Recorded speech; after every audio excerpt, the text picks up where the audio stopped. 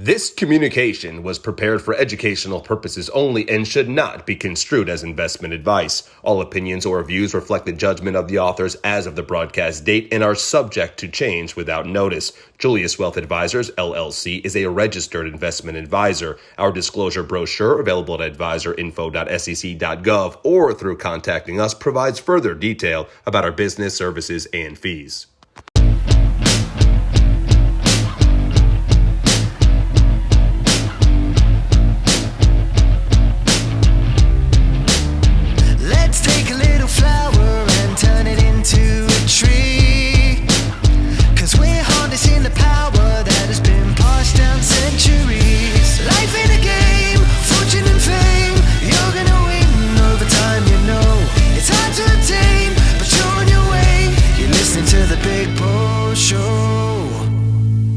By Julius Wealth Advisors. Welcome to episode 6 of the Big Bo Show. Hope everyone is doing well. My name is Jason Blumstein, also known as Big Bo, CEO and founder of Julius Wealth Advisors. On episode 6 of the Big Bo Show, I want to talk about a concept called KISS. I'll get into what that means in a little bit. But we're coming off of Father's Day and we're also in baseball season. I know I like to talk about football a lot. I was a football player in college, but I also, one of my first true loves was the game of baseball. If you listen to prior episodes, you know I pretty much just stopped playing baseball because I ended up being 6'2", 275 pounds in high school. And once they said, hey, if you given your skill set, you can play baseball or football, and football you're pretty much guaranteed to get a scholarship. I ended up choosing football. But in baseball, again, coming off of Father's Day, baseball, the person that taught me a lot about baseball was my dad. And playing baseball, one of the biggest concepts that he used to ingrain in me and our teammate was the concept of KISS, or keep it simple, stupid. The point here is that you don't really want to overcomplicate things, especially when you're young and you're starting to learn the game of baseball or really anything in life. Now, myself, I am now a father myself, and I have a child that's playing Little League Baseball, and I'm heading up the coaching for that team. Now, last season, going back to 2021, our team finished 0-7-1. We didn't win one game. I had 13 kids on my team. 10 of them never touched the baseball in their life. Now this year, same nucleus of kids on my team, and we started off the season 0-3, actually 0-4. And what I started to drill into the kids on my team was this concept of keep it simple, stupid, of KISS. And what does that mean when it relates to baseball? So first of all, a lot of the kids were going up there, the pitcher was throwing wild, and they would just swing the bat. Now, if you ever play Little League Baseball or watched it, first time kids are pitching, most kids are wild. Maybe you'll get a strike once in a while, but a lot of balls are thrown, and if someone's pitching wild, learn how to take a pitch or don't swing at the next pitch. So I taught these kids that concept of, hey, if the pitcher is wild, why don't you wait for him to throw a strike or two before you start to swing the bat? I even instituted the concept of a take signal, where I touch my hat. Now maybe if other teams are listening to this, now they know my signal, but either way, I touch my hat, and if I touch my hat, that means don't swing at the next pitch. Great. We started to walk, get people on base, get a few hits, score some runs. Awesome. The next thing I was noticing is that, like a lot of little kids, they don't understand the concept of just holding on to the ball. Hey, if the ball's hit to you, you're playing third. Odds are, at this age, you don't have a strong enough arm to get them out at first base. Ball's hit to third base. Just hold the ball. Better to hold the ball, run it in, call timeout, than to throw to first, make an error. Guy goes to second, throw the ball to second, go to third, go to throw the ball to third. Guy gets in the park, home run. Not good. Now, so we taught them the concept of stop throwing the ball around, call a timeout. The other thing was pitching. Our pitching was, to say it lightly, horrific. The biggest thing I noticed with pitching is the pitchers need to learn mechanics. The mechanics of how to throw a proper pitch, to have the proper balance, to have the proper motion, and really to concentrate on throwing strikes. It doesn't matter how hard you throw at this age, especially because you don't want to throw your shoulder out at such a young age, but just throw strikes, get the ball over the plate, throw a strike. Odds are at this age, 9, 10, 11-year-old kids, most of the kids in the lineup aren't hitting the ball anyways. Just throw strikes. So I taught them also that if you're going to swing, a lot of time people were swinging, were they indecisive, check swinging, this, that, and the other. If you're going to swing the bat hard, hey, maybe you'll actually make contact. But do not make check swings or be indecisive. Make a decision and go with it. Eventually, what we ended up doing is cutting down on our unforced errors. We ended up winning by not losing, by not hurting ourselves. And I'm happy to report that we won 6 of our last 8 games of the season. And we've also entered the team into a Little League tournament. Now, they're too young. Wait a couple years. Maybe this team will make it to Williamsport. But this is the making of a team that has potential, mainly because we bought into the concept of KISS, or keep it simple, stupid. Now, how does this concept relate to creating wealth and sustainable wealth and investing? Well, the first thing that's going on right now, is if anyone's been paying attention, is that the markets are in bear market territory, which means that they're down by more than 20%. Low has been about 23% down in the S&P 500. NASDAQ has been down worse, over 30% down, mainly because one of the things I talk about a lot on the show, and if you're a client or a prospective client of Julius Wealth Advisors, I see that many people treat investing like gambling. That's not what you're doing. And I'll share a little story. I was at a friend's house over the weekend with a bunch of people over, and they started talking about investing, and a conversation came up, and a couple people started talking about how they relate it to gambling. And of course, these individuals thought they could probably time markets, this, that, and the other.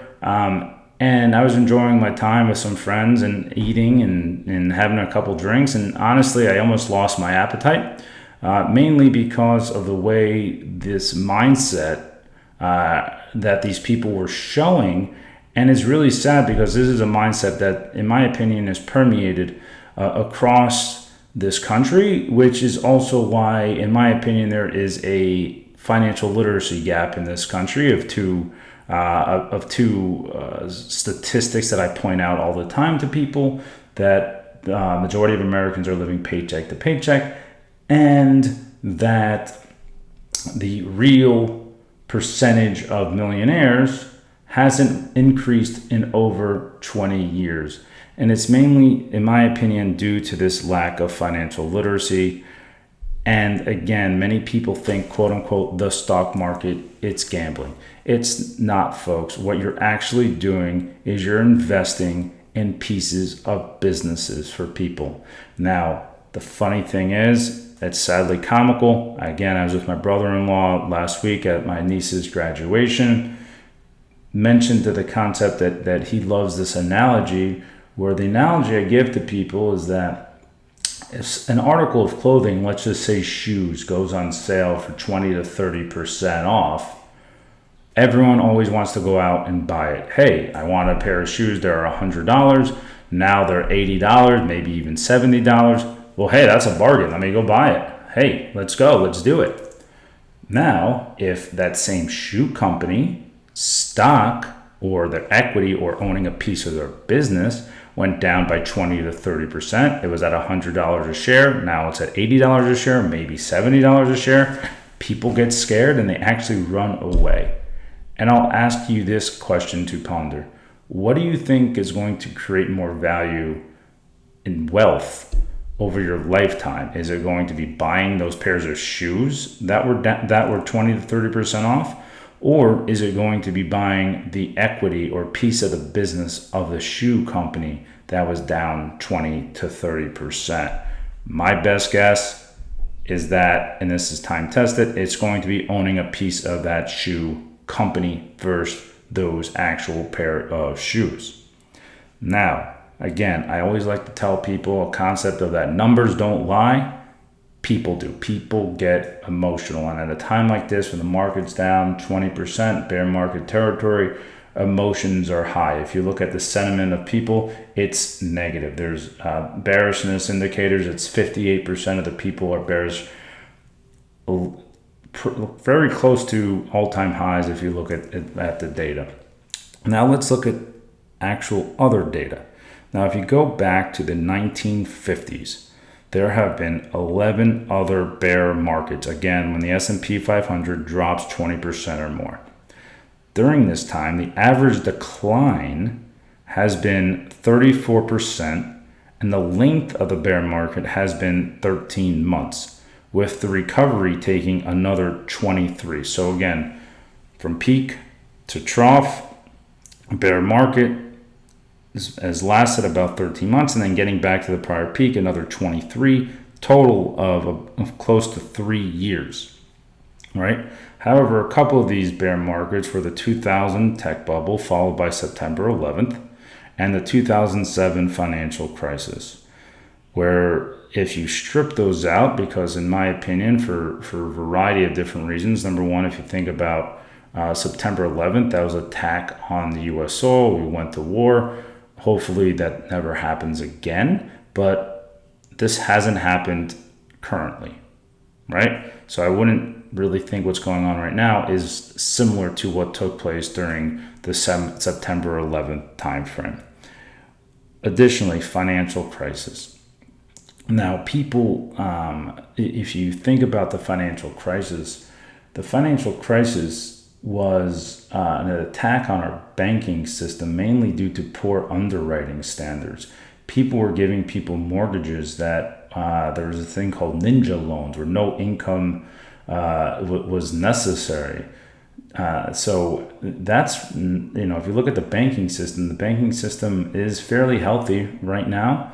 If you listen to comments by Jerome Powell earlier today testifying to Congress, he said our banking system is strong. If you look at some of the things that went in place during the Dodd-Frank regulation, was there meant to make our banking system strong, right? So if you strip those two time periods out, the average decline for the bear market was about 30%. The length lasted 10 months, and then it took another 17 months to recover. So again, about 2 years.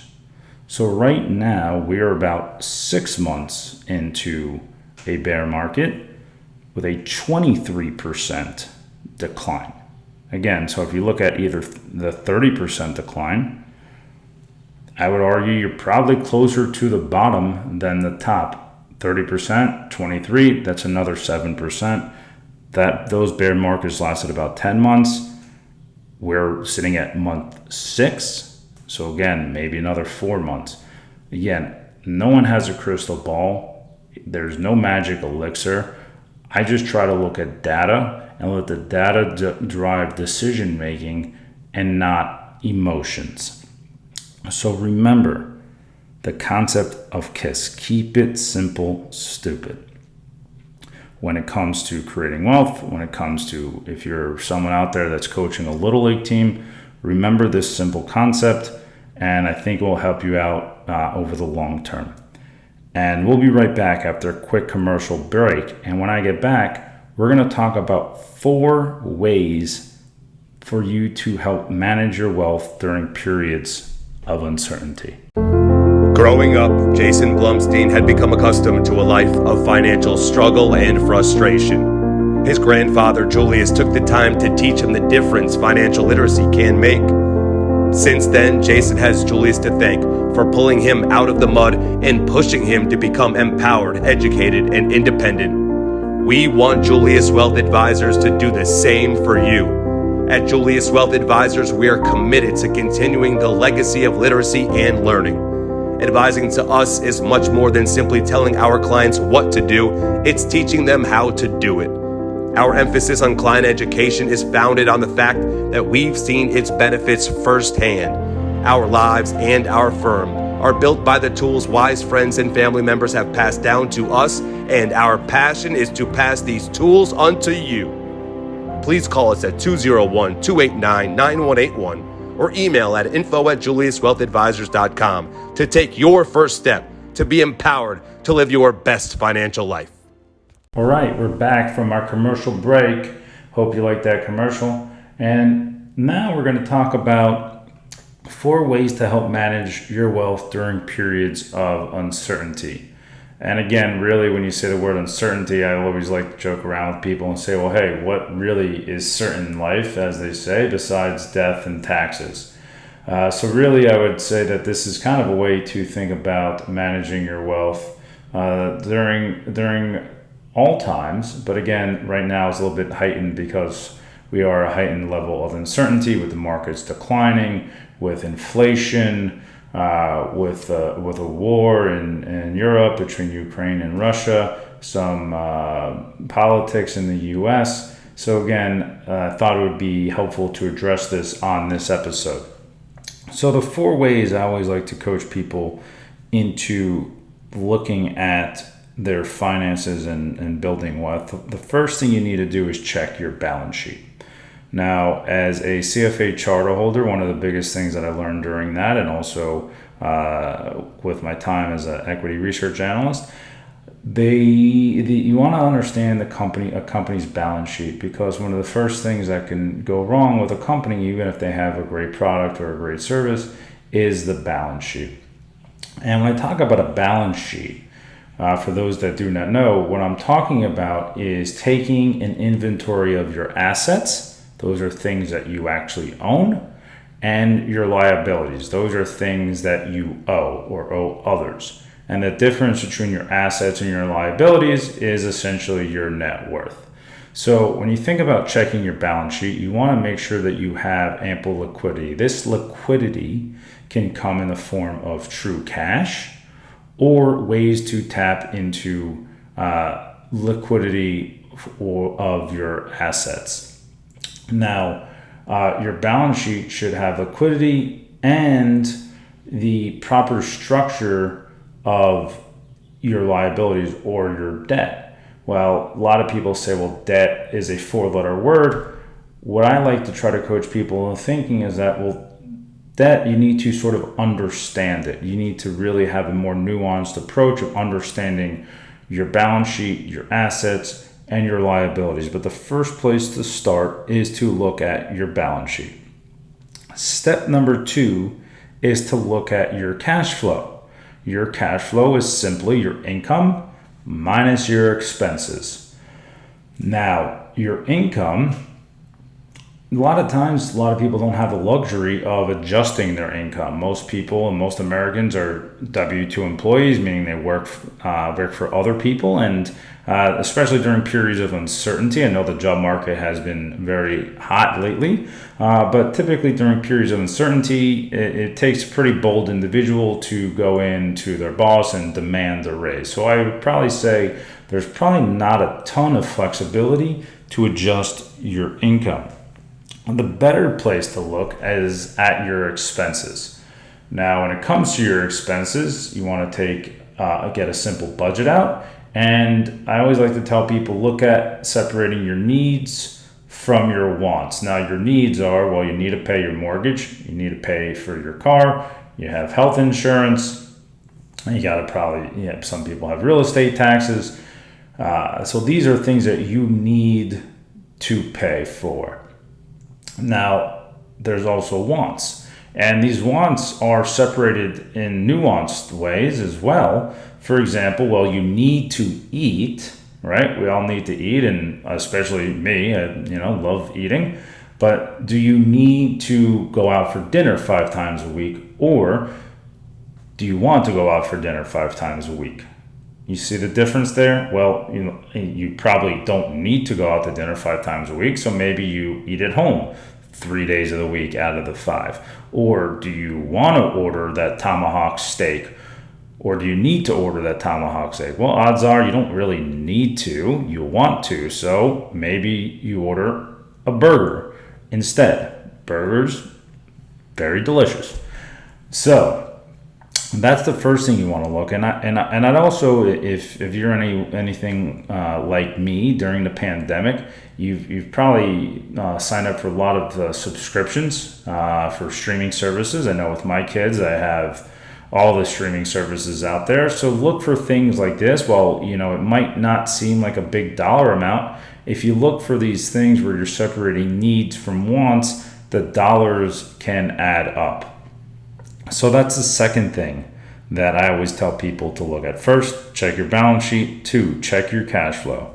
Step number 3, making investments. Now, the only way or the best way to get to step number 3 is to go through steps 1 and 2, because what I find during times of uncertainty is that people tend to want to shy away from continuing to make investments in their longer term wealth creation process. Either A, their emotions get ahead of themselves and they want to sell. The other day I got a text message or a call from a friend or a client, and he's like, "Oh, should we sell out of our 401k?" Well, they're in their late 30s. I mean, you can't really touch your retirement account till you're 59 and a half. Why would you sell your retirement account, especially now when the market's already down 23%? So again, it's more of an emotional decision than a logical decision.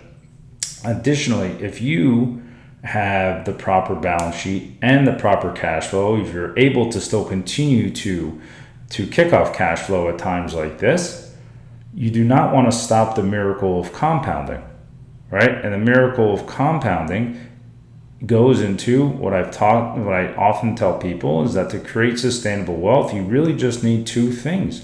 You need time, which if you're in your mid-30s to mid-40s, you have a lot of time on your hand. If you're even younger, you even have more time on your hand. I, for one, understood these concepts, and I started when I was 20, right? Every single paycheck, put away money. Got a raise, put away more money. Market was down 2007, 2009, put away more money, right? Because you understand the concept that you actually own businesses. And this goes back to what I talked about in the first segment of that if a pair of shoes goes on sale for 20 to 30%, people want to rush out to buy it. But if the stock of the shoe company goes down 20 to 30%, people shy away. No, if you were looking to invest in quality businesses, quality, I'll emphasize quality, these great businesses should bounce back over time. And all you're doing, let's just, for example, you're investing, making up a number here, $10,000 a month. Well, if the price goes down, now you're actually buying more shares. Pretty simple math. If you're investing the same $10,000 and it goes down by 20%, you're actually buying more. And you have the time and you have the flexibility to not stop this miracle of compounding and using times like these and times of uncertainty to your advantage. And the fourth thing, which I talk about a lot and I've talked about previously on this show, is changing your behavior. Again, at a time like this, emotions tend to get the best of us. Focus on your behavior. And this is what I talked about in my last podcast, the power of a coach. The power of a coach, someone that can help you take an objective look at your life, make objective decisions between your balance sheet, your cash flow, your investings, how you're allocating your capital, that really just has your best interest at heart versus the emotions that sometimes get caught up when you're working with either just your spouse or just yourself. So again, I think behavioral coaching is extremely important. We emphasize this a lot at Julius Wealth Advisors. I would tell you if you need this coach, I would argue many people need this coach, to reach out to us. www.juliuswealthadvisors.com. Phone number is 201-289-9181. To experience the power of behavioral coaching, someone that can take an objective look at yourself and your finances and help you make better decisions that are driven by data and not necessarily emotions. Again, coaching is a very important part of my life. I've experienced great coaches in my life, whether it be football, whether it be baseball, whether it be in the working world, where I was able to learn under other mentors and reading books about people like Warren Buffett and Charlie Munger, who emphasize the lack of emotions that it takes to create sustainable wealth. So I really want to emphasize step number 4, the power of changing your behavior. So with that said, this is going to wrap up episode 6 of the Big Bo Show. I hope you understood and value the concept of KISS. Keep it simple, stupid. Try not to overcomplicate things in life. Look at the data, let the data make your decisions for you.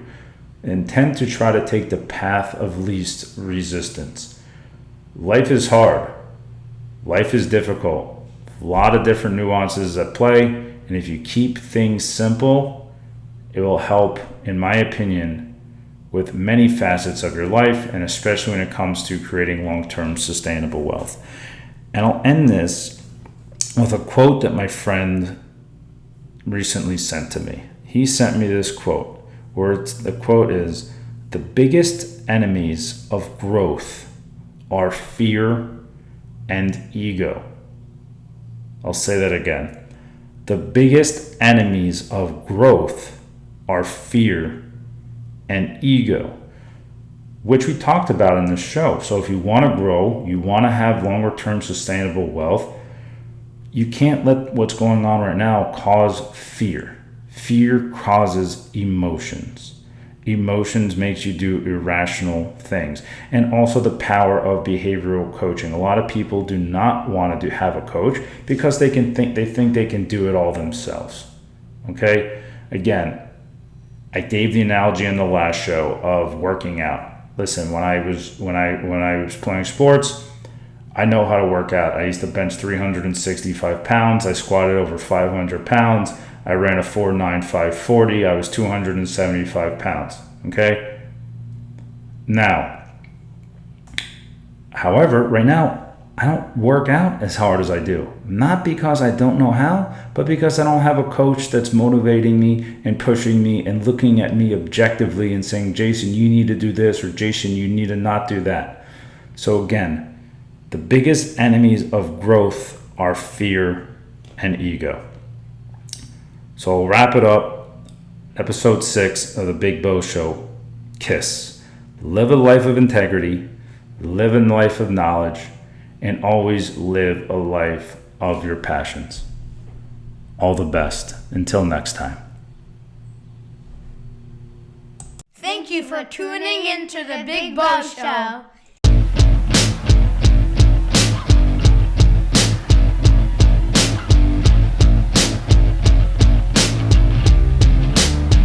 Let's take a little flower and turn it into a tree. 'Cause we're harnessing the power that has been passed down centuries. Life in a game, fortune and fame. You're gonna win over time, you know. It's hard to attain, but you're on your way. You're listening to the Big Bo Show.